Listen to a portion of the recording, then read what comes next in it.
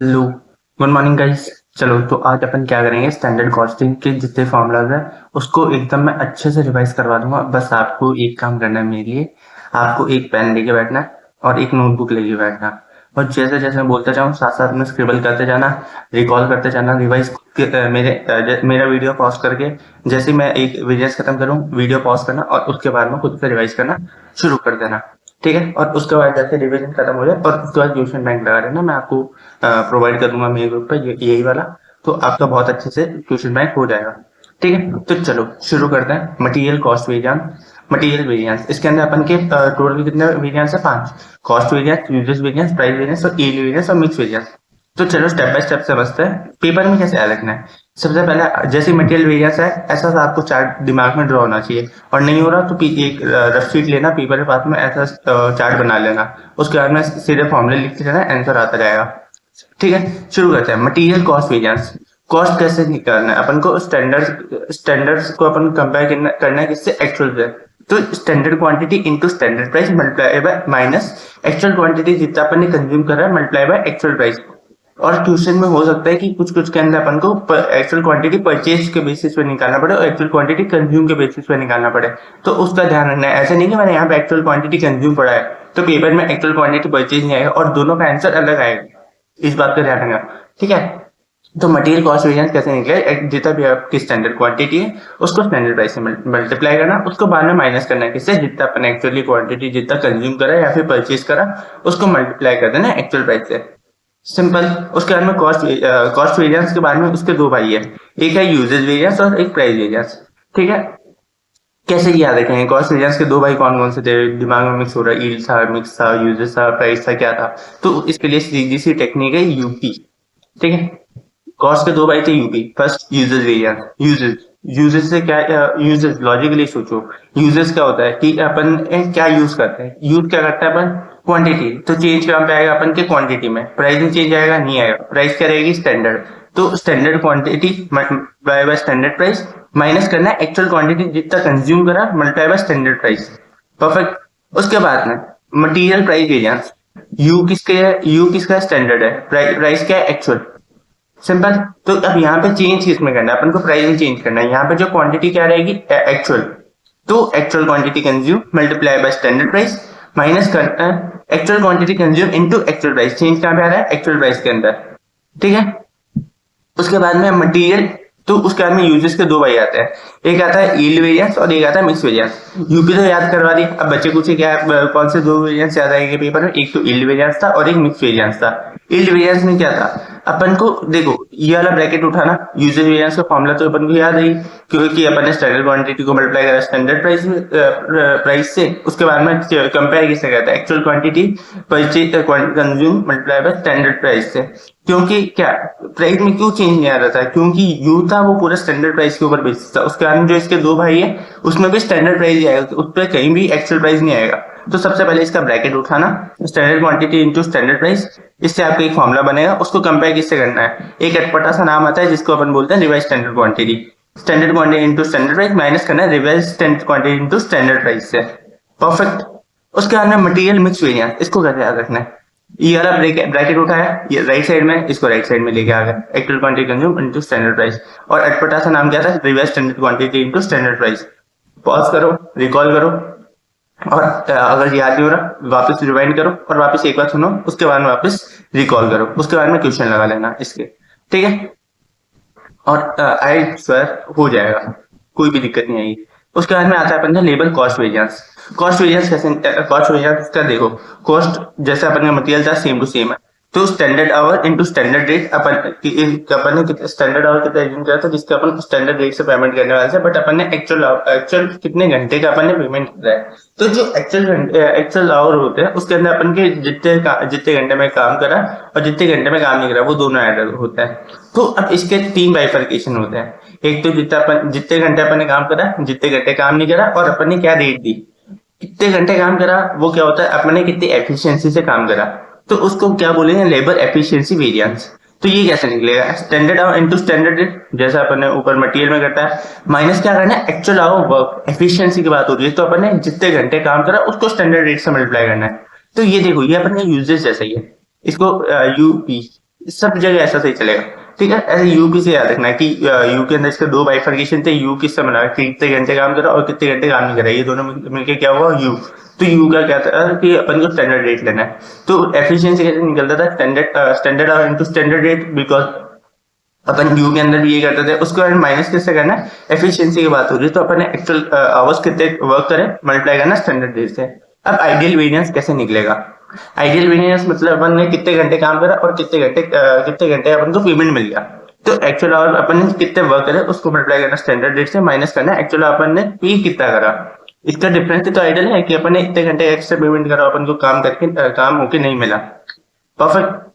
उसके बाद में आता है अपन का labour rate variance. Labour rate कैसे निकली, लेबर रेट का वेरिएंस कैसे निकला, रेट में कहाँ चेंजेस आता था, अपन एक्चुअल के ऊपर खेलते थे। जैसे अपन यूपी के पी में खेलते थे तो एक्चुअल अपने पे कितना करा इनटू स्टैंडर्ड रेट, और अपने एक्चुअल पे कितना करा into multiply by actual rate.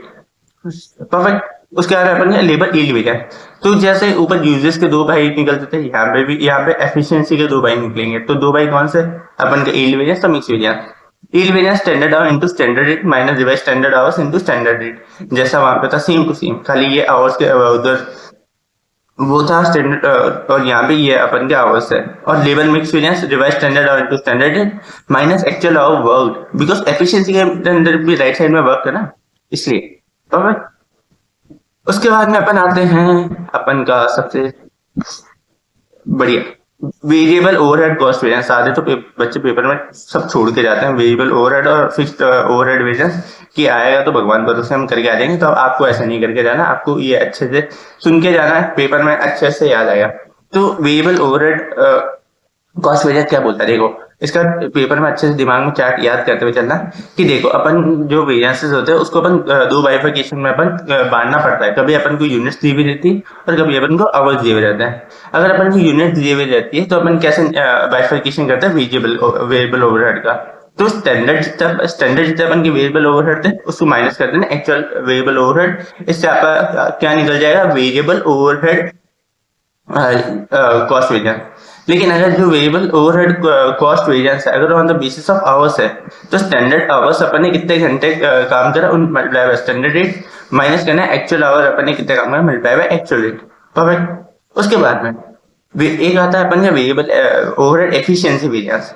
क्योंकि एफिशिएंसी बात कैसे है, क्योंकि जब यहाँ मैंने वेरिएबल ओवरहेड कॉस्ट वेरिएंस लिया because on the basis of hours है, यूनिट वाला होता है तो अपन मटेरियल के जैसे चलते standard variable overhead minus actual variable overhead. लेकिन यहाँ on the basis of hours और आवर्स तो कैसा है कि अपन को जो अपन का लेबर वाला था उससे अपन को रिलेट करके चलना है, standard our multiply by standard rate minus actual our into actual rate.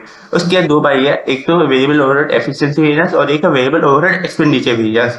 तो याद कैसे करना है, अगर कॉस्ट तो ये तो याद है। उसके बाद में जो ये दो भाई आएंगे ई और ई।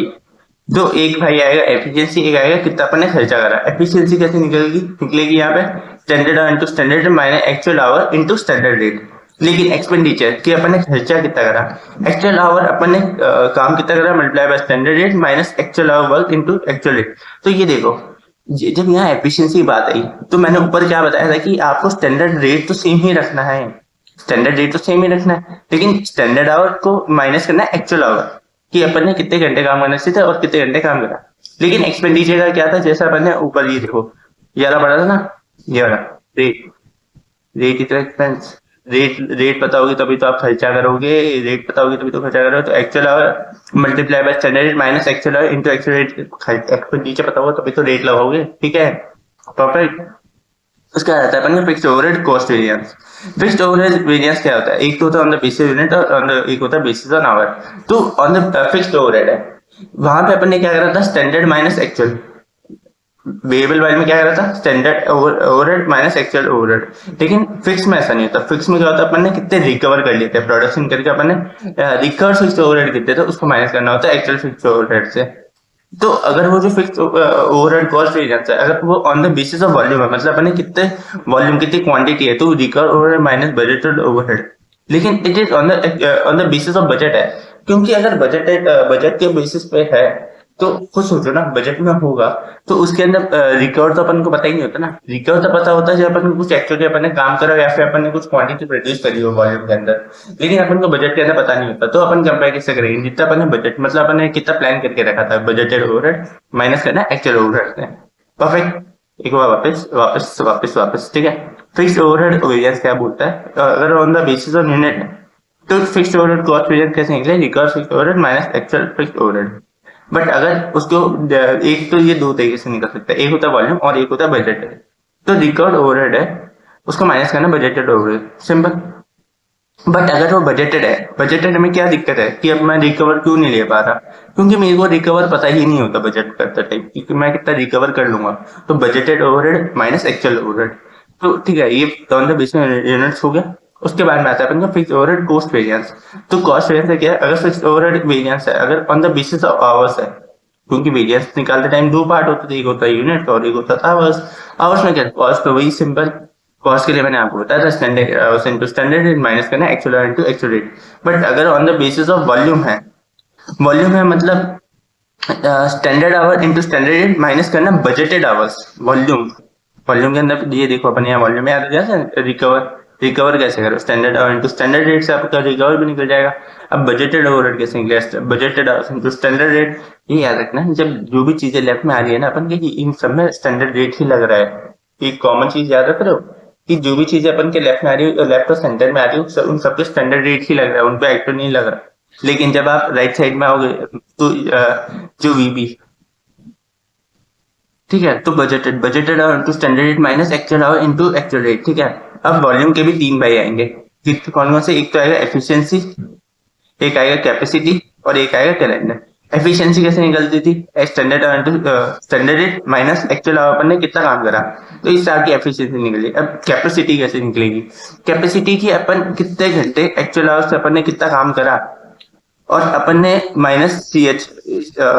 सी एच की अपने फुल फॉर्म क्या है यहाँ पे? तो अपन के यहाँ पे सी एच का फुल फॉर्म है calendar hours into standard rate. तो देखो ये थोड़ा सा कंफ्यूजिंग लग रहा है आपको, लग रहा है? ठीक है, बस दिमाग को रेस्ट दो। तो देखो वॉल्यूम के अंदर क्या था? Standard hour into standard rate minus budgeted our into standard rate. तो इस वाले फॉर्मूले से तो ये आ गया कि standard hour into standard rate. Efficiency के लिए कंपेयर किससे करना है अपन को? Actual our into standard rate. ये तो परफेक्ट है। उसके बाद में अपन को यहाँ एक नया सा वेरिएंस आता है, कैलेंडर आवर। तो अपन को कंपेयर करना होता है कैलेंडर आवर्स के बेसिस के ऊपर।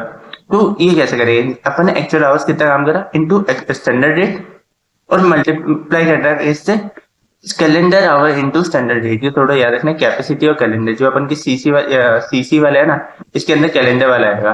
तो जो भी अपन के ये जो सीसी वाले सीसी जैसे वर्ड दिखे ना आपको, तो मतलब ये कैपेसिटी या कैलेंडर दो दिखे फिक्स ओवरहेड के अंदर, तो आपको याद आना चाहिए कि मेरे को कैलेंडर आवर्स का यूज करना है। तो सबसे पहले अपन का actual our into standard rate minus करना अपन के कैलेंडर आवर को स्टैंडर्ड रेट से। और उसके बाद अगर आपको कैलेंडर की बात करें तो कैलेंडर आवर जितने उसको मल्टीप्लाई करना स्टैंडर्ड रेट से माइनस जितना भी अपन ने बजटेड आवर्स थे उसको कंपेयर करना स्टैंडर्ड रेट से। आई होप आपका पूरा हो गया होगा।